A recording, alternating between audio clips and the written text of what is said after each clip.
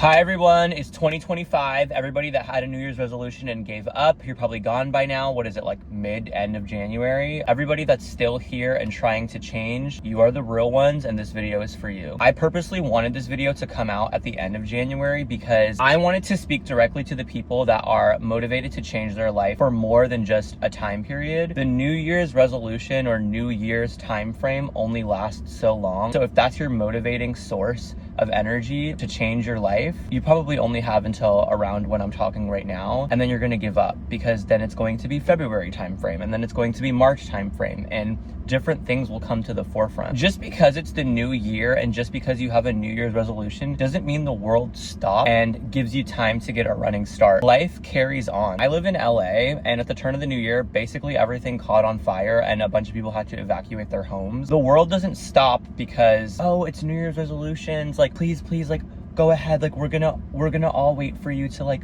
get your habits in order. Like, no. Part of the difficulty in changing your life, especially at the turn of the new year, is the world keeps going. So in order to get a running start, you need to run and start. And I don't want to just like bash on New Year's. I think New Year's is a really great time to think about what you want long term, but I'm just saying it cannot be your only source of motivation. It's cute, do it in a ceremonial way, but don't let it be your end all be all. There's more work that needs to be done, especially around New Year's, in order to ensure that this growth is going to be sustainable and something that you can commit to long term. So this video is for the people that understand that, and if you don't understand that, then this video is not for you. I don't know what to tell you.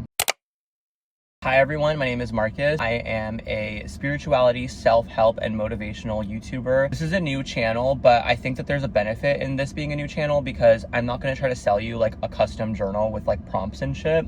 I'm giving you real advice that worked for me in my life. There's advantages to this being a small channel is basically what I'm trying to tell you. I'm going to keep it really simple because I personally believe all these cheat codes and quick fixes and hacking to get the life that you want, again, it's not really sustainable, and it's something that you're probably going to forget about, or it's just going to be overcomplicated, and introducing it into your day is just going to be uncomfortable and weird. I'm not saying that what I'm proposing today is going to be perfectly comfortable and fit seamlessly into your life, but what I am saying is the things that I'm going to propose to you today are simple things that you can be doing to ensure that your goals are met this year with structure and determination. You still have to back it up. You still have to back it up with commitment and discipline. That's on you. That's not on me. But I am going to give you a framework that allows you to do that pretty easily. The fuel part, that's going to have to come from you. The energy part, that's going to have to come from you. But I will give you the framework here today in this video. The first thing that I want to talk about today in this video is your inner voice. Before we get into the goals, before we get into the journaling, before we get into the habits, let's get into the inner voice. Every single day that we are alive, we are inundated with a multitude of other people's opinions, narratives, think pieces, ideas, norms. It becomes very hard to hear ourselves, especially as the year progresses, and to get in touch with who we really are on an authentic and inner level. Think about it. You wake up, you go on your phone, you get ready for the day, you go to work, you are listening to your boss, you're listening to your coworkers, you're listening to clients, whatever. You go home, you're watching TV, you're watching shows, you're watching movies, you're playing video games that other people built, movies that other people filmed, media that is curated for you by other people, and your inner voice becomes something that is very far removed from you. And so when you get to the point of New Year's and thinking about what you want long term, you're probably at a loss. You're probably thinking, oh, well, I want to make a lot of money, or, oh, I want to have like a really good partner, blah, blah, blah, blah. A lot of general things. And that is very symptomatic of someone that has lost their inner voice, listening to other people. You have never even given yourself the time to know what you want or who you are on a core level.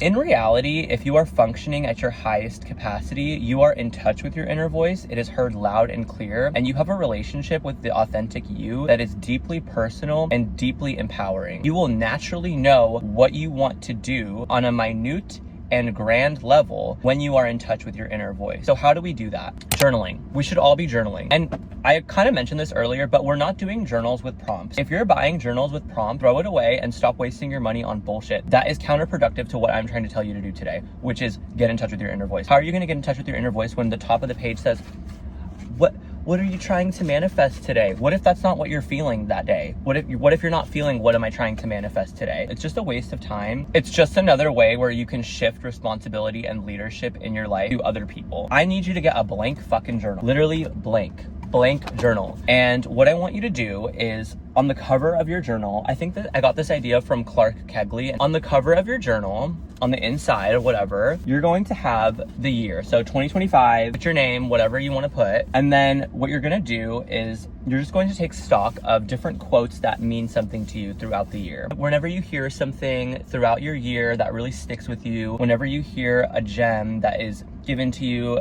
just out there in the world, you can go ahead and record it in here. And over time, you will start to have a little collection or assemblage of quotes that are really meaningful to you. This is going to serve as running stock of different quotes or different pieces of wisdom that you have acquired throughout the year that really spoke to you. Whenever something gives you goosebumps, whenever you're like, wow, that's so true, that is a clue from your inner voice and your inner self of the track that you're meant to go on. That is a seed of divine wisdom that was bestowed onto you. Anything that really speaks to you, that's what you're going to put here. And by the end of the year, this is going to be covered with quotes that were really impactful to you and that you could probably draw a thread through and see what the main theme and advice for you was that year.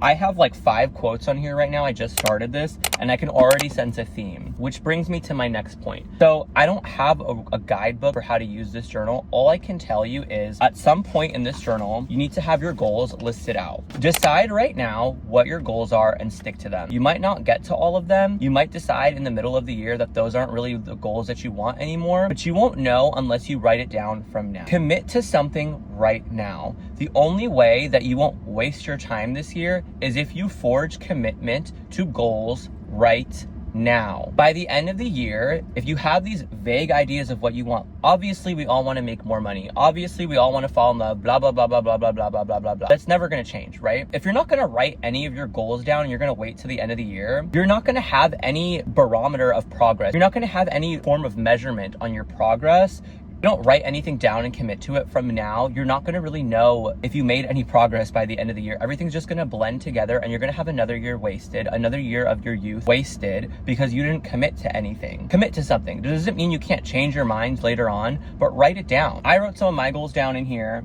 Actually wrote all of my goals down for the year in here. I try to do smaller goals within big goals. For example, if my goal is to save $60,000 this year, I will have a box that says save $10,000, save $20,000, all the way up until 60, just so I can feel like I'm checking off something. It helps your dopamine responses, feeling like you're achieving something, so on and so forth. But commit to something, okay? You need to have a system in place that you can track your progress against. That is so essential to avoiding getting to December and looking back at your year and everything just blurs together and you cannot really define if you've made any progress. How much money do you want to make? What kind of career do you want to be in? What do you want out of your friendship? This is not the time to talk about habits. I am not talking about habits. I am talking about goals. A goal is not yoga 3 times a week. That is not a goal. That's not something you can check off once, because there will be some weeks that you do it and there will be some weeks that you don't. This needs to be a measured goal. I want this muscle mass composition. I want this amount of money in my savings account. I want to have this item, this car, whatever it is, something that you can measure. Do I have it? Yes or no? Check. It cannot be a habit.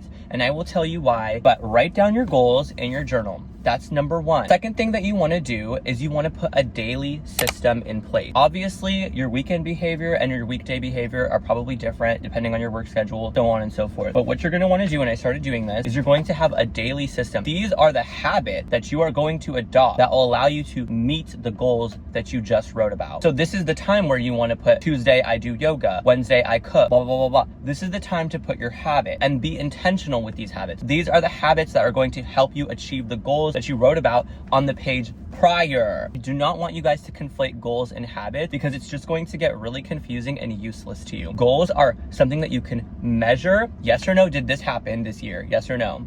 How are you going to measure I did yoga 3 to 5 times a week this year? You're going to go through each week and check it off. If that's what you're going to write down, then you can go ahead and do that. One box that says, I have achieved my goal weight. I have achieved my goal muscle mass. I have achieved my goal financial standing. This is my credit score that I wanted this year, and this is the credit score that I have. Check. You know what I mean? Whatever it is that is your goal. I'm using simple, superficial goals. You guys can really write about anything, whatever is important to you. If you're an artist, I want to have 10 paintings done this year. Check. If you're a chef, I want to learn 15 new recipes this year. Check. Whatever it is, something that you can measure. Goals, habits. These are things that you put in place to achieve those goals. Let's just review for a second.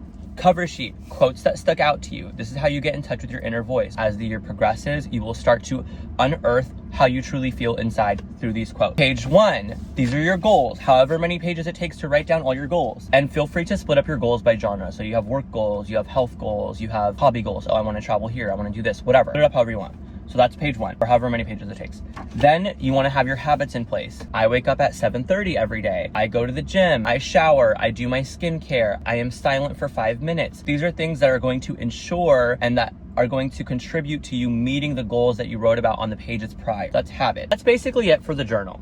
You're gonna have quotes that you like, you're gonna have your goals, and then you're gonna have your habits, right? And your Monday habits might be different from your Saturday habits. Feel free to split it up by days of the week. Every other page of the journal, that's whatever you wanna do with it. And that's a little scary to some people because people require a lot of hand-holding when it comes to changing their life. This is the best thing for you. Do whatever the fuck you want with it.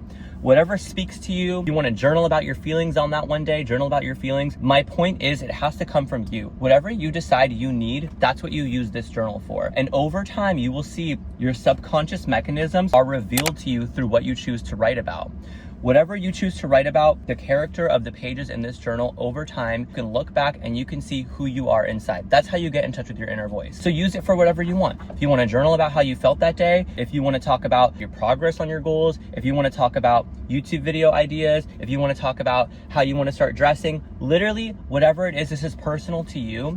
I encourage you to do whatever the fuck you feel in the pages of this journal, aside from the first 3 pages that I just told you about. The reason why is because I want you guys to see who you are, which brings me to my final point. So now you have this journal, you have your goals written down, you have your habits written down, you have a bunch of journal entries, lists that you're keeping, ideas that you're keeping, whatever that you chose to use that journal for. I want you through, as the year goes on, I want you to reread those pages that you're writing to yourself. I want you to look at who you are and be honest with yourself. Are you addicted to suffering? I had a journal last year and it was just literally riddled with complaints about my life. People identify with their suffering. They identify with their issues and they find solace in it. Even if they're not happy about it, even if it's not who the person that they want to be, people get comfortable in those narratives of pain. Make sure that you're not one of those people. I'm not saying you can never complain in your journal. By all means, I complain in my journal to this day. But my point is, reflect on the stuff that you're writing and make sure that it's aligned with the person that you want to be. Are you constantly complaining? Are you constantly rehashing the same trauma from the past? Are you finding solace in that? You don't get an award for suffering. I'm going to tell you right now, you don't get an award for suffering. I used to think you got an award for suffering. There's going to be a beautiful staircase that descends from heaven one day and says, Marcus, you suffered so much. Here's your badge and here's $1 million. That's not what's going to happen. If you're addicted to suffering, you're just going to suffer more. You shoot yourself in the foot subconsciously because you will naturally gravitate toward more experiences in which you do suffer. For example, if you are addicted to your past heartbreaks, if you are addicted to your past issues in dating, you will likely repeat these mistakes by continuing to seek unavailable partners or unrequited love situations in which you end up a victim each and every time because it affirms your identification with your suffering. I am unlovable. No one wants me. So make sure that you are aware of the way that you're speaking to yourself, and that's why the journal is useful to you. Your journal is not your perfect written pages of everything that you want. That's for pages 1 through 3 or however many pages it takes. Everything after that is so that you can take stock of the person that you are and the life that you're living and be honest with yourself and pivot if it's getting off track. Pivot if it's getting off track. I don't know how else to tell you. Be sick and tired of being sick and tired. Get it out of your system once, get it out of your system twice. If you find that you keep writing about how shitty your life is, it is time to pivot and it is time to force yourself into situations where you will thrive, which will be uncomfortable for you because you have identified with your pain for so long, but force yourself into situations where you are thriving, where you are around positive friendships, positive partners. Make it easy for yourself.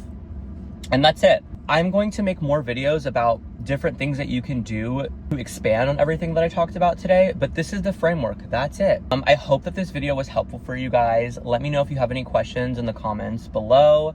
Please subscribe and just get fucking real with your life. Get the life that you want to live. Write it down. Check in with yourself. Clock yourself. You know what I mean? If you're being a victim, clock yourself. We don't do victims on this channel. And yeah, I hope that this video was helpful for you guys, and I will see you guys in the next one. I will be uploading weekly again. I'm so sorry that I took like 5 to 6 months off. I don't know what's wrong with me. Literally, there's no excuse. I don't do excuses here. There's no excuses. I have no excuse. This is just, I fucked up. I'm so sorry. I will do better, and I will commit to that. So please subscribe, please support me, please love me. And yeah, thank you guys for watching. Bye.